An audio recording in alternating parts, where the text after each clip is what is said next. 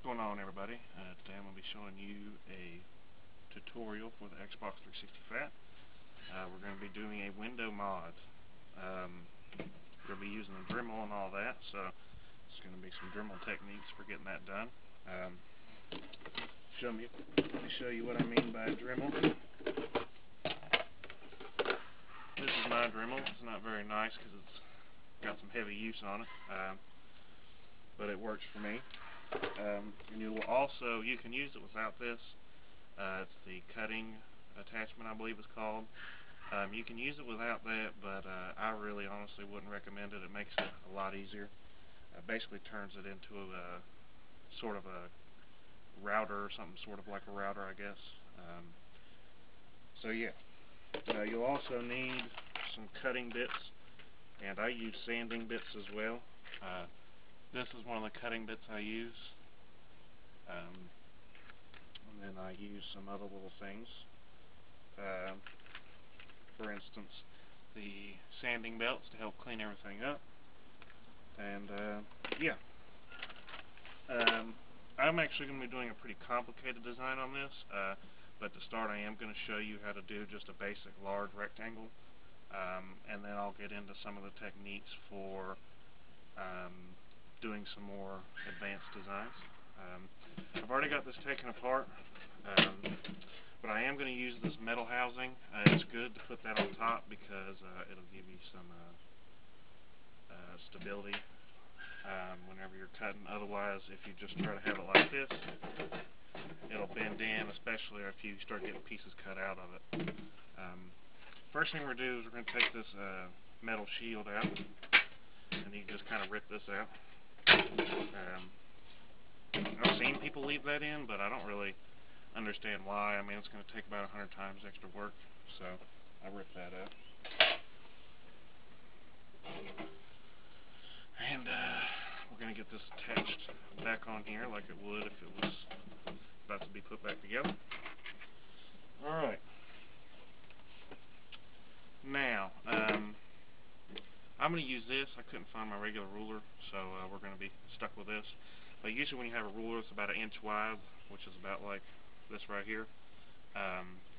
The easy way to make a rectangle is you actually line it up with your little holes right here, because those are straight lines. So if you get that lined up just wherever you want, I would leave about this much room, about 1 inch off of here. I wouldn't cut right up to it because you'll start to cut into some of the holes and you'll make it real weak, and it's going to make it real hard to put plexiglass in there. And so I'll do it about right here. And then you just make your lines. You do the same thing over here on this side, and then you still can use these lines here. You just line them up here and here, and then make your line across. Like I said, since I'm going to be doing something a little bit more intricate, I'm not really going to cut it like that. So yeah, here is the design I'm using. Hopefully it's not too hard to tell with this, but that is a Darth Vader cutout. I actually found this online. It was like a pumpkin stencil.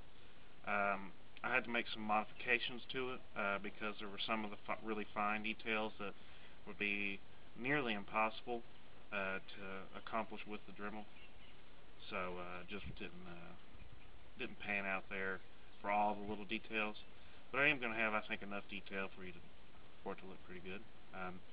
What I did is I took a razor, I printed it out, and I took a razor and cut everything. You can use scissors, but I find it easier with a razor, and you're less likely when you get close and in these small spots to tear everything all up. Now what we'll do is we'll line this up, and we're going to go ahead and start tracing everything. Just trace everything from the stencil as best you can. It doesn't have to be perfect because you know, you may have to make adjustments and stuff like that. So don't worry about it being perfect. The main thing is just making sure it's on there straight and that you don't move it around. I always go by the Xbox 360 logo to kind of get it good and level. But there's other ways too, and it kind of depends on what type of design you're using as well. But that Xbox 360 right there in the middle is a good way to kind of gauge everything. So as you can see, I'm just following everything here as best I can.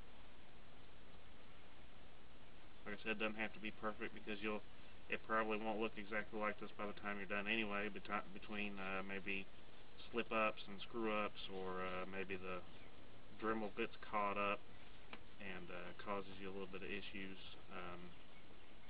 So I almost always have them come out just a slight bit different than what the original plan was. So don't fret if that happens to you. You could also tape this on, but I don't really feel like it, so I'm not going to. But taping it on would make it a little bit simpler, but I've just done this so many times that I'm not really worried about that right now.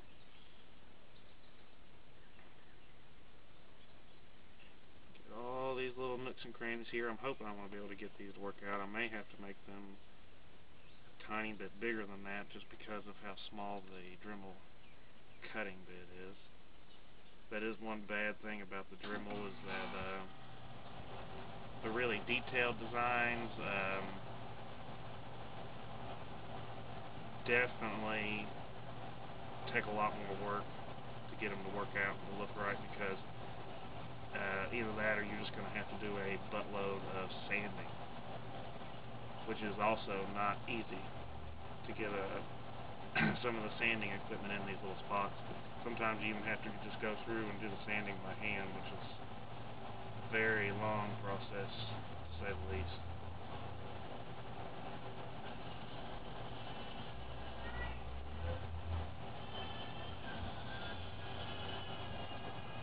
Probably hear my son in there crying. He's been quite fussy today. It's just not his day.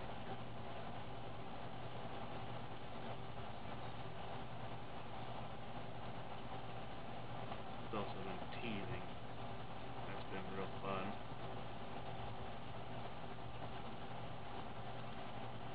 I may end up cutting some of this out too, because I'm sure this is kind of boring watching me trace all this. I'm sure you probably get the gist of it by now. But I am almost done here. Just got to do this last outer piece, which is kind of his outer helmet here.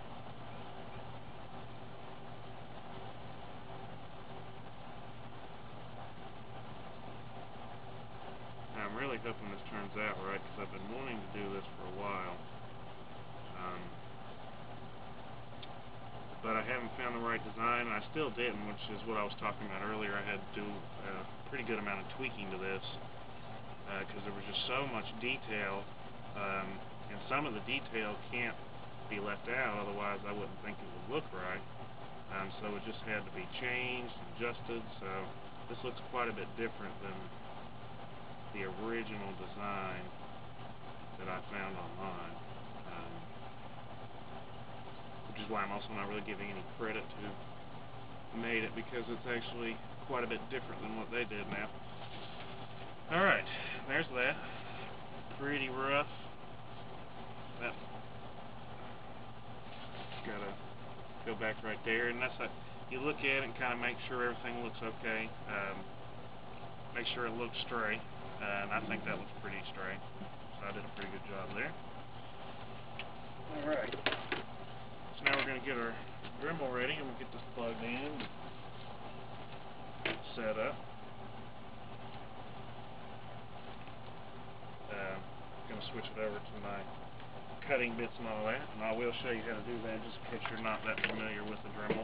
Although it's kind of standard, kind of self-explanatory. For this one, you push the button right here until it gets that locked in. Use your little tool here that comes with it. Pop that out.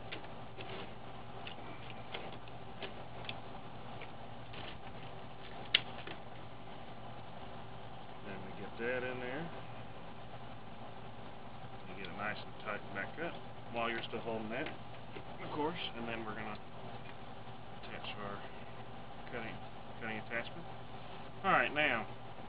This thing is adjustable, so see, you can move it up and down. I try to make it to where there's only maybe about a half an inch of the cutter sticking out, and you really don't need any more than that, because the more you have, the more likely it is to jump, and the more jumping you have, the more sanding you have to do later. And believe me, the more sanding you can avoid, the better.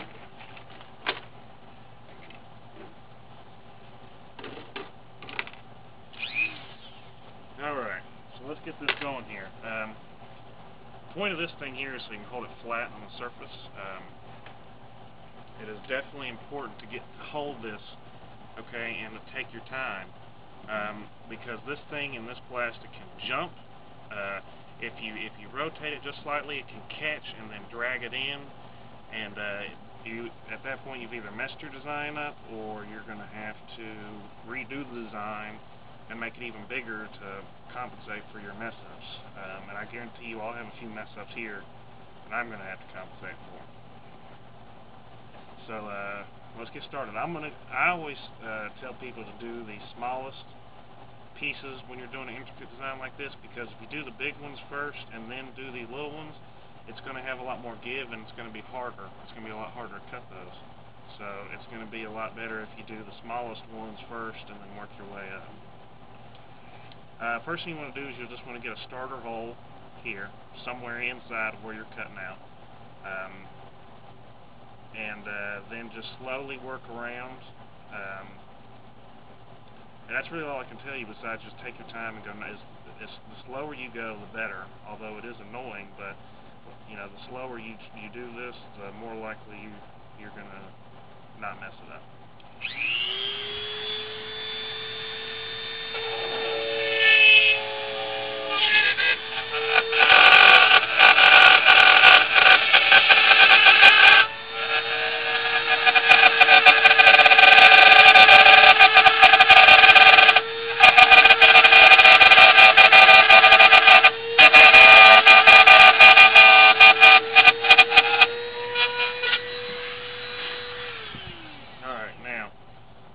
This is going to be too tight, so I'm going to switch it over. For some of these little things, I'm going to switch it over to this other little attachment I have. Really, this other attachment is not ideal at all. But when you're working with small spaces, sometimes it'll get you out of a jam. It's a little wheel cutter, as you can see there, and it rotates like this. Can be more difficult in a lot of curved areas, but in some situations, especially small, tight areas, it's a lot better.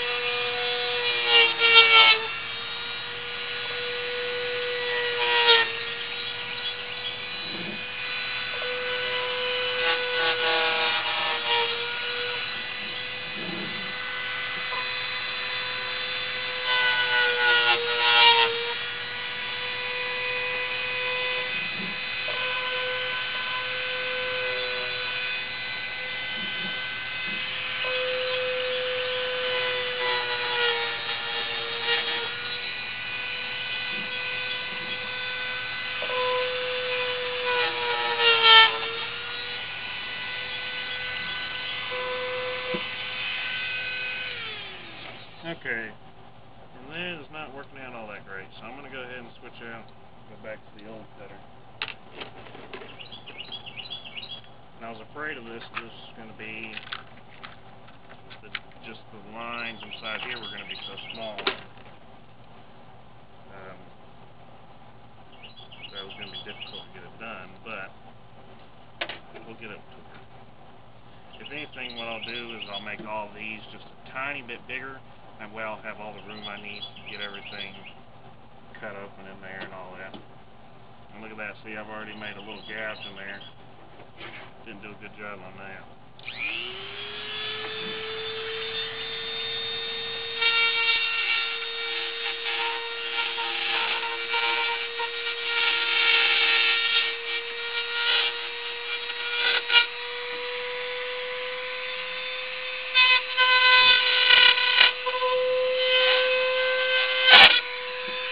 as you can see there, it caught.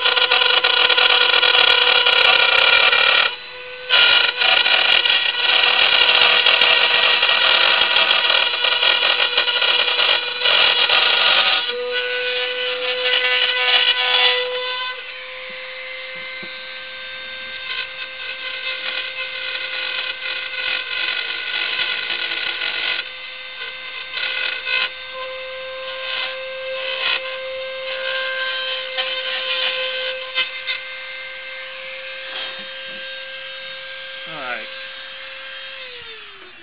now as you can see I've got things started. It's going to take forever, so I'm not going to put all this on video, but I will come back and show everything when it's done.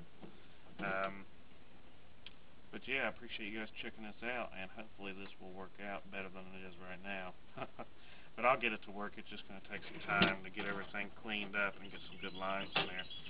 So anyways, appreciate you guys for watching. I hope this helped a little bit, and like I said, I'm going to show you everything when it's finished, so this isn't going to be the end of the video, but this is just it for this part. Alright, I got a little bit more done on this case, as you can see. I wanted to add something though that I kind of forgot to mention about controlling this thing.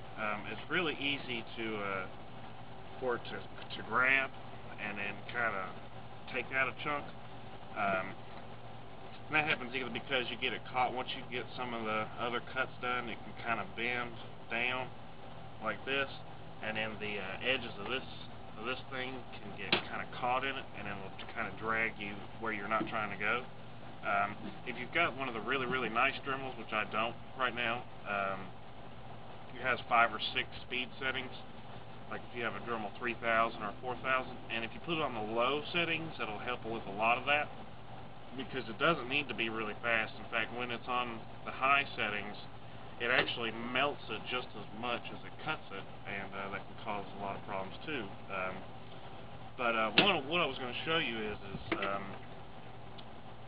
when you're using this, it's best to use, whether you're left or right-handed, use your prominent hand for holding and putting the pressure, and then use this hand for the steering. And what I do with it is I put my thumb on this attachment, and that's what kind of steers it around. I don't use this hand unless I'm kind of having to force it. Like if there's on the bottom of the case, as you can see, there's all these little lips, and if you get into some of those lips, you may need to use your prominent hand to get through some of them. But mainly, just making sure that you use your strong hand for putting enough force on it so it won't jerk quite as much. Is really the main good tip I can tell you about using the Dremel, because it's not perfect in it. It definitely can screw up and screw it up. In fact, there's a couple things on this design I've already had to change. These guys right here were a lot thinner, but once again I got a little jerk in it because of the post that one of the case bolts sit in. I kind of cut into that a little bit, and it caused me to jerk just a little bit, so I had to go through and widen it a little bit to clean all that up so it would look good. But anyways, that's all I wanted to tell you right now. I'm going to do the rest of this cut off camera, and then I'll come back and kind of show it off a little bit when it's done, and then I'll show you some of the cleaning up techniques with sandpaper, or just using sandpaper to get the stuff that's a little bit too hard to get with just the Dremel tool. Typically you could use just the sanding bits. If you're doing a big rectangle like I was showing at the beginning, you can use the big sanding bits, and it'll save you a lot of time as far as cleaning up the edges and everything. But for something like this, I mean, there's no sanding bit that I know of, unless there's something new out there I haven't seen that's able to get in here. They don't really have a pin sander to really get in there for this type of stuff, because you might be able to see on the camera that's pretty jagged, and so I'm going to have to sand all that up by hand instead of using the Dremel. And that's definitely a time-consuming process. So, anyways, those are the last few tips I'll have for you for the Dremel. And I'll get back on. Oh, there's a nice bug back there. I'll get back on and show you everything when it's done, and show you some of my sanding techniques. Alright, everybody, as you can see, I've got the design finished. I'm going to have to kind of rush this part because I'm doing this outside, and it's starting to look real nasty out here. It's probably going to start thundering and lightning and everything right in the middle of my video. So, excuse me. So I'm going to have to rush this a little bit. As you can see, I got everything about as good as I'm going to be able to get it with the Dremel. So now I'm going to move to cleaning it up with sandpaper. I've got 120 grit and 320. Typically, you're just going to stick with the 120. I would even suggest maybe going to 100. 80 wouldn't necessarily hurt, but you might want to come back over with at least a 100 or a 120. And I've got the 320 just in case there's just some little fine tuning I want to do later. I feel this part is probably pretty self-explanatory. All we're really doing here is cleaning up the edges that are really hard to clean up with the Dremel. So we're just going to hit everything real good and smooth it all out. It's going to take some time and some elbow grease, but if you just stick with it, you can get it cleaned up pretty good. And if you find any spots that are not going to be easily sanded out with sandpaper, you can always come back with the Dremel and hit it just a little bit. And that's about it. I ripped a little piece off here so it's going to be easier to get my little slots. Well, that's all you're really trying to do here, is you're trying to knock off the extra crud, and you're trying to just smooth out any edges that aren't very smooth, or you know, a little bit raggedy and jagged looking, because when you're in a small area like this, it's really hard to get that done with the Dremel alone, especially when you can't use your sanding attachments. So this is usually the best way to come back and clean up your work here. And that's about all I'm going to show for this. I guess that'll probably be the end of the video.